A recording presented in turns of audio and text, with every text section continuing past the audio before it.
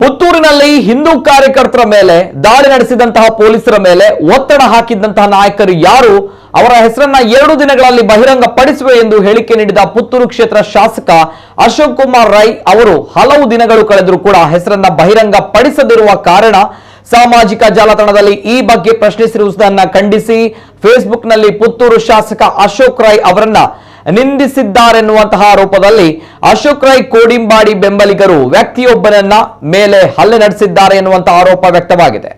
ಅಶೋಕ್ ರೈ ಅವರ ನಡೆಯನ್ನ ಸುಳ್ಳಿದ ಜಯನಗರದ ಪ್ರಮೀತ್ ಎಂಬಾತ ಫೇಸ್ಬುಕ್ನಲ್ಲಿ ಪ್ರಶ್ನಿಸಿದ್ದು, ಇದನ್ನ ಖಂಡಿಸಿದ ರೈ ಅಭಿಮಾನಿಗಳು ರಾತ್ರೋರಾತ್ರಿ ಪ್ರಮೀತ್ ಎಂಬವರ ಮನೆಗೆ ಹೋಗಿದ್ದಾರೆ. ಅಶೋಕ್ ರೈಗಳ ನಿಂದನಾತ್ಮಕ ಬರಹವನ್ನ ಪ್ರಮೀತ್ ಹಂಚಿಕೊಂಡಿದ್ದು ಫೇಸ್ಬುಕ್ನಿಂದ ಬರಹವನ್ನ ಡಿಲೀಟ್ ಮಾಡುವಂತೆ ಒತ್ತಾಯಿಸಿದ್ದಾರೆ. ಈ ಸಂದರ್ಭ ಮಾತಿಗೆ ಮಾತು ಬೆಳೆದು 2 ತಂಡಗಳ ನಡುವೆ ವಾಗ್ವಾದ ನಡೆದಿದೆ. ಬಳಿಕ ಘಟನಾ ಸ್ಥಳಕ್ಕೆ ಆಗಮಿಸಿದ ಸುಳ್ಯ ಪೊಲೀಸರು ಪರಿಸ್ಥಿತಿಯನ್ನ ಶಾಂತಗೊಳಿಸಿದ್ದಾರೆ. ಪ್ರಮೀತ್ನಿಂದ ತನ್ನಿಂದ ತಪ್ಪಾಯಿತು, ಸಾರಿ ಎಂದು ಹೇಳಿಸಿ ವಿಡಿಯೋ ಮಾಡಿ ಅದನ್ನ ವೈರಲ್ ಮಾಡಿದ್ದಾರೆ.